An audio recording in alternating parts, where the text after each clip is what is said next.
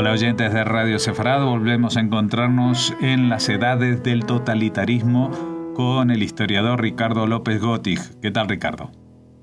Hola, ¿qué tal, Jorge? ¿Cómo estás?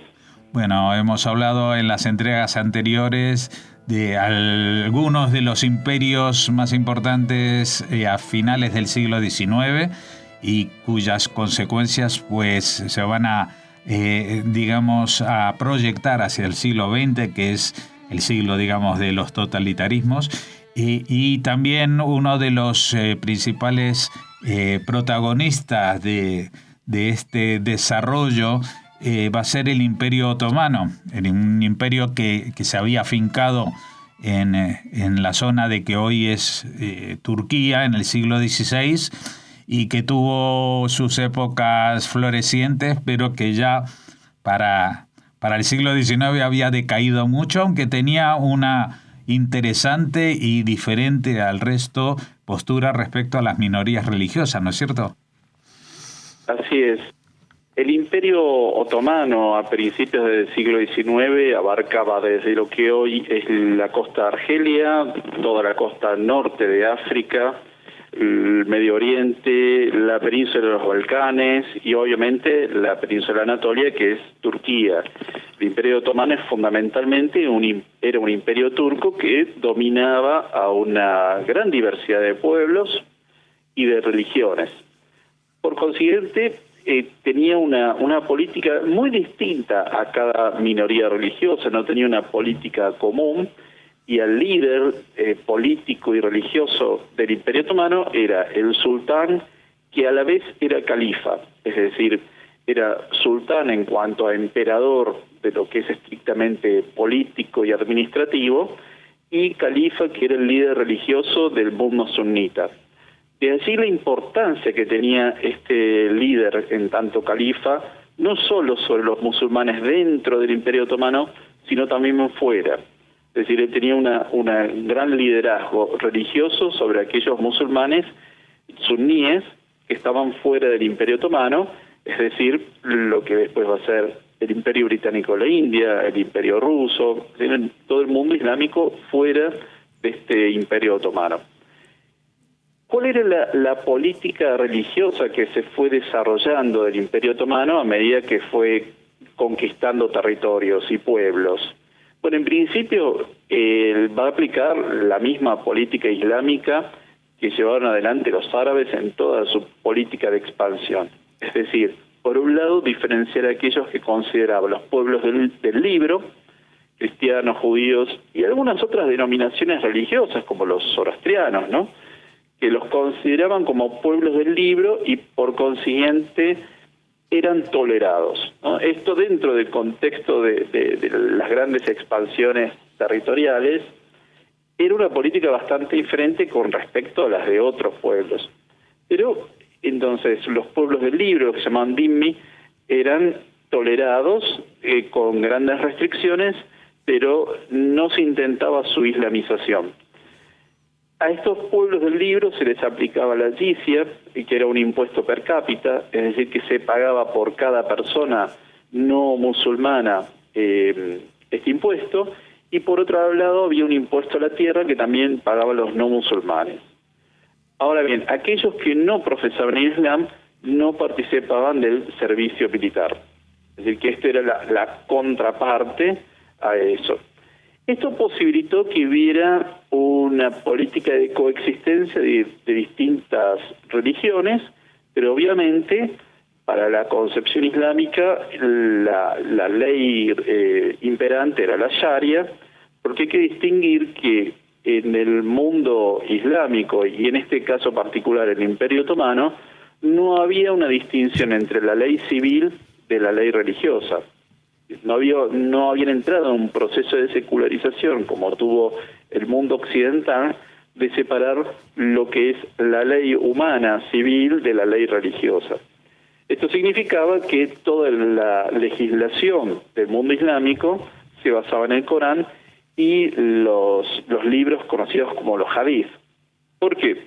Porque a diferencia de lo que pasa en el judaísmo o lo que pasa en el cristianismo, el profeta Muhammad o Mahoma sí gobernó durante 10 años la ciudad de Medina, con lo cual se toma su ejemplo como líder político para aplicarlo luego en las distintas etapas de los distintos gobiernos de carácter islámico. Entonces había una mezcla, y esto sigue existiendo en el mundo islámico, entre lo religioso y lo civil, cosa que el mundo occidental, al haberse secularizado, lo separa completamente. En este sentido es que, y en esta política hacia las minorías religiosas reconocidas como pueblos del libro, es que estas minorías religiosas se denominaban millets, y cada millet aplicaba su propia ley, tenía sus propias autoridades y cobraba sus propios impuestos. Es decir, por ejemplo, la comunidad judía de Salónica tenía a sus rabinos, que ellos eran los que administraban justicia, aplicaban su propia ley y cobraban sus propios impuestos. Lo mismo ocurría entonces con los ortodoxos griegos, los cristianos coptos de Egipto, los cristianos armenios, es decir, que cada uno aplicaba su propia legislación, siempre y cuando esto no implicaba a musulmanes, ¿no? Es decir, siempre que se limitara a la propia comunidad, se aplicaba esa legislación. Con lo cual vemos que no había un criterio de igualdad ante la ley, ni mucho menos, ni tampoco había una legislación general para todo. Pero sí, cuando quedaba implicado alguien que era musulmán en un conflicto con alguien no musulmán, en ese caso se aplicaba la Sharia. Es decir, que había una política de segregación de las distintas minorías religiosas, y esto hay que agregarle lo siguiente, es decir, por un lado, que se les cobraba una cantidad de impuestos que los musulmanes no pagaban, pero los musulmanes hacían el servicio militar. No obstante, había una institución llamada el Tebshirme, que era una cuota, lo llamaban impuesto de sangre también, era una cuota de niños que en general los pueblos cristianos de los Balcanes tenían que entregar al ejército otomano.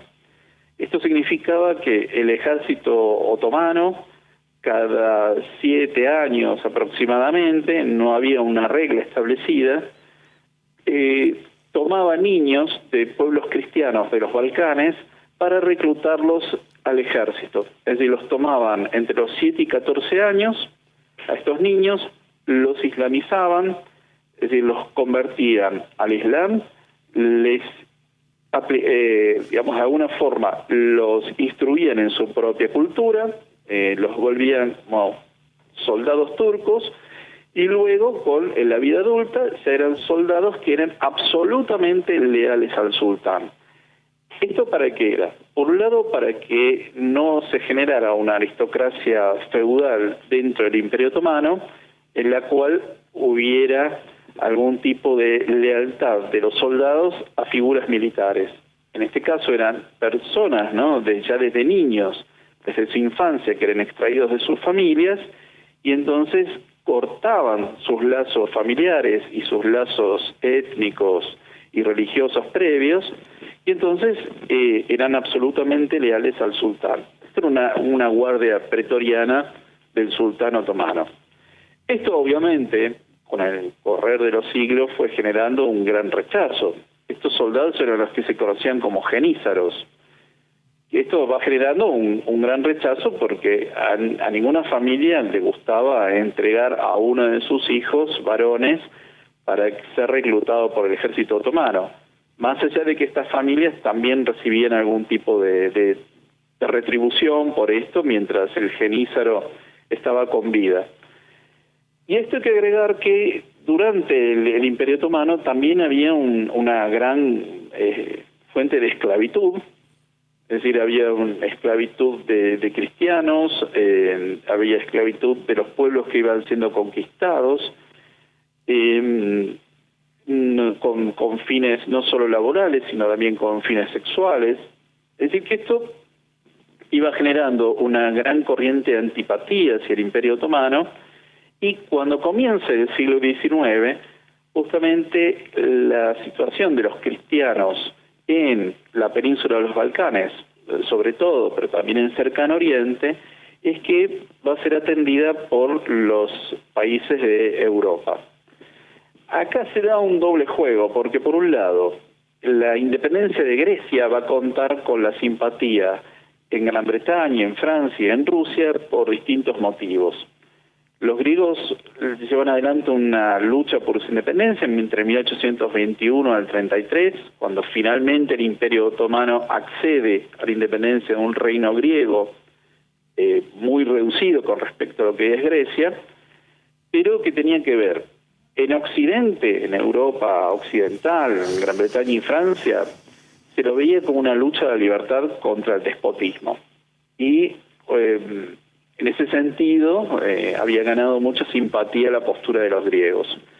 Y en Rusia era una lucha de los cristianos contra el Islam, se lo veía en términos religiosos, y además esto iba imbuido con lo que hemos visto en un capítulo anterior, que era la visión que tenía el Imperio ruso de sí mismo como el continuador del Imperio bizantino. Entonces, esto entraba, por un lado, el rechazo que las políticas otomanas generaban en Europa, en la Europa cristiana, porque veían que había una actitud discriminatoria hacia los cristianos, sobre todo de la península balcánica, pero también había un interés geopolítico y comercial muy importante de las potencias europeas que de alguna forma querían ver cómo se administraba hacia el futuro el Imperio Otomano. El Imperio Otomano, como bien señalabas al inicio, había tenido épocas de esplendor, pero en el siglo XIX era tecnológicamente estaba muy rezagado con respecto a Europa occidental, y esto se notaba cada vez más. De hecho, uno de los zares de Rusia llegó a denominar al Imperio Otomano como el hombre enfermo de Europa. Entonces, ¿qué se hacía con ese hombre enfermo? La política británica hasta la Primera Guerra Mundial era la de mantener con vida a este hombre enfermo de Europa, ayudándolo en lo posible y sobre todo sosteniéndolo financieramente. Pero hubo otros que, como el Imperio Ruso, que tenía intención de expandirse territorialmente, el Imperio Austríaco también quería tomar posesiones dentro de la península de los Balcanes, Francia, que quería tomar colonias, ¿no? Lo hace primero con Argelia y después con Túnez, y construye el Canal de Suez.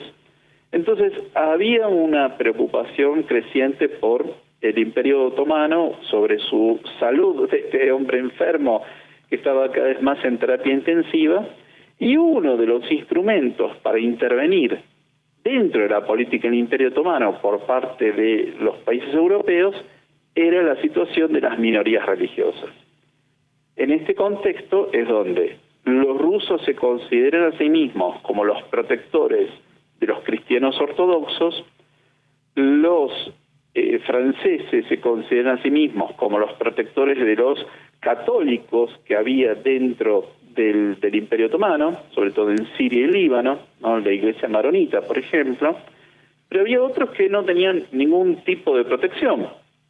Por ejemplo, los armenios, o las iglesias de Oriente, o los judíos de Salónica y de Rodas. Es decir, que había un uso de estas minorías religiosas con fines políticos, claramente, y fines comerciales por parte de las potencias en torno a lo que era este Imperio Otomano.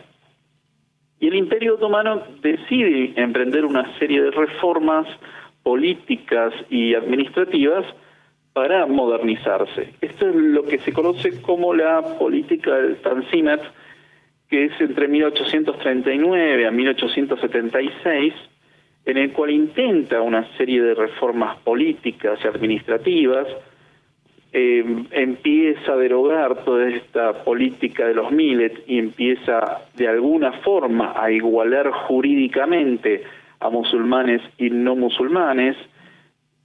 Se abre el acceso a la administración pública, se abre el acceso a la carrera militar, pero siempre quedaban a mitad de camino estas reformas, porque como todo régimen despótico, la situación más inestable es cuando empieza a reformarse, porque genera una gran cantidad de expectativas muy altas. Y por otro lado, entonces, los países europeos van a intervenir muchas veces en defensa de estas minorías cristianas, pero con objetivos de mucho más largo plazo. Uh-huh. Me imagino que en ese contexto está también el tema de la famosa guerra de Crimea, ¿no? Exactamente. La guerra de Crimea se inicia justamente por un conflicto religioso en Jerusalén, un enfrentamiento entre las distintas denominaciones cristianas por el cuidado del Santo Sepulcro, algo que sigue ocurriendo con cierta frecuencia. Pero esto es usado para el Imperio Ruso y se declara como libertador de los cristianos de los Balcanes, ¿no? Y en ese contexto es donde intenta liberar a búlgaros y rumanos con el objetivo de conquistar Estambul. También intenta esto en 1876, que hay una nueva, 1876-77, que hay una nueva guerra ruso-turca. Hubo toda una campaña en los medios de prensa de la época hablando de las atrocidades que los turcos cometían contra la población búlgara, de modo de ir preparando el contexto para esta guerra. Y en 1878 es donde en una conferencia en Berlín se decide la independencia de lo que hoy son Rumania, Bulgaria, Serbia, quedando muy reducido el Imperio Otomano, que luego se va a terminar de reducir a lo que hoy es la Turquía europea, después de la guerra de los Balcanes, las guerras balcánicas de principios del siglo XX. Uh-huh. Ahora bien, ¿cuál fue la estrategia que intentó utilizar el Imperio Otomano para impedir esto? Porque en el siglo XIX estamos hablando del siglo en donde comienzan las reivindicaciones de los estados nacionales. Cada nación pretendía tener su propio estado. Digamos, los búlgaros, los rumanos, los serbios, los croatas, empiezan a reclamar su propio estado nacional, como va a ser el sionismo. Es decir, al ser considerados los judíos en Europa Oriental como una nacionalidad, dicen, bueno, entonces nosotros queremos tener nuestro propio estado nacional. En ese contexto es donde se desarrolla el sionismo. Es decir, toda una corriente política muy importante en el siglo XIX. Y entonces el Imperio Otomano trata de formar la idea de la ciudadanía otomana y fomentar el patriotismo otomano, cosa que en realidad era muy difícil de articular porque eran religiones muy distintas, tradiciones muy diferentes, nacionalidades que no sentían un gran apego por el sultán. Es decir, a diferencia de lo que pasa con el Imperio Austrohúngaro, el Imperio Austrohúngaro sí se había desarrollado una corriente de simpatía por el emperador. En cambio, en el Imperio Otomano, hasta hace pocas generaciones, había sido una situación en la cual se sustraían niños de cada familia, y este recuerdo quedaba, más allá de que la institución esta del los genizaros de sangre, entregar niños, había sido abolido formalmente en 1826, pero bueno, el recuerdo de esto quedaba y no se podía borrar tan fácilmente. Y entonces el Imperio Otomano intenta de alguna forma generar esta idea de la ciudadanía otomana. Ahí es donde, ¿en qué se empieza a poner énfasis? En el carácter turco. En el carácter turco del Imperio Otomano, y ahí es donde se empieza a desarrollar un nacionalismo turco. ¿Y esto qué provoca? Bueno, se empieza a sentir una ligación cada vez más estrecha con los pueblos turcomanos que estaban bajo soberanía rusa, dentro del Imperio Ruso, los de Asia Central, los del Cáucaso. Entonces, todo esto, ¿qué nos iba preparando? Para que cuando comenzara la Primera Guerra Mundial, el Imperio Turco Otomano enfatizara el carácter turco, y entonces es por eso que durante la Primera Guerra Mundial los pueblos árabes ¿no? Deciden liberarse del Imperio Otomano, fomentados por Gran Bretaña. Ahí es donde tiene lugar la Declaración Balfour de 1917, justamente hablando del hogar nacional judío, y en ese contexto es donde vamos a entender lo que vamos a tratar en un próximo encuentro, que es el genocidio armenio. Porque al enfatizar en el carácter turco del Imperio Otomano, es donde justamente la ubicación geográfica y el carácter cristiano que tenían los armenios, ese era un obstáculo para la creación de un gran imperio de fuerte carácter turco que absorbieron los pueblos turcomanos que estaban bajo el dominio del imperio. Bueno, eso, como comentas, va a ser la semana próxima, la continuación, y ya con ello es un avance. Ya penetramos de lleno en el siglo XX, en principios del siglo XX, porque aparte se da la paradoja que en la Primera Guerra Mundial el Imperio Otomano combate al lado del Imperio Ruso. En la Primera Guerra Mundial el Imperio Otomano se involucra en la guerra de 1915. Ajá. Y se pone del lado del Imperio Alemán y el Imperio Austrohúngaro. Ajá. O sea que estaban en contra de los rusos. En contra del Imperio Ruso. Ahí es donde justamente en 1916 se hace el tratado secreto, Sykes-Picot, entre Francia, Gran Bretaña, el Imperio Ruso, Italia, Grecia, que es el reparto de lo que se va a hacer el Imperio Otomano.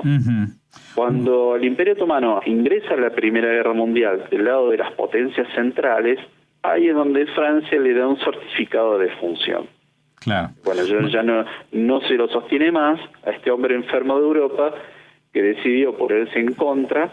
Entonces ahí es donde Gran Bretaña accede a la idea de desmembrar el Imperio Otomano, y el Tratado Sykes-Picot es el que hablaba justamente de cómo se iba a repartir después de la Gran Guerra. Bueno, de todo eso hablaremos la semana próxima, también de personajes como Lawrence de Arabia, que tanto tuvieron que ver en el levantamiento árabe contra los musulmanes, contra los otros. Una figura legendaria, pero realmente fue una figura histórica y clave para la revuelta de los árabes en Medio Oriente. Claro. Pues nada, te agradecemos. Digamos, el Imperio Otomano es una muestra aplicada de cuál era la concepción islámica con respecto a las distintas minorías nacionales y religiosas, y cómo esto queda completamente desfasado ya en el siglo XIX. Es decir, ya había un concepto, había una secularización de la ley, existía la idea de la igualdad ante la ley, ya la idea del concepto de la personalidad de las leyes, es decir, que a una persona la ley de su comunidad lo acompañaba a todas partes. Estos conceptos ya habían ido cambiando en el siglo XIX y el Imperio Otomano no se había adaptado a las nuevas concepciones. Bueno, como adelantamos, esto seguiremos hablando del Imperio Otomano o la caída del Imperio Otomano justamente la semana próxima, junto con ese terrible suceso del genocidio armenio, del cual estos días justamente se cumple un nuevo aniversario. Te agradecemos, Ricardo López Gotig, tus colaboraciones aquí en Las Edades del Totalitarismo. Hasta la próxima. Muchas gracias.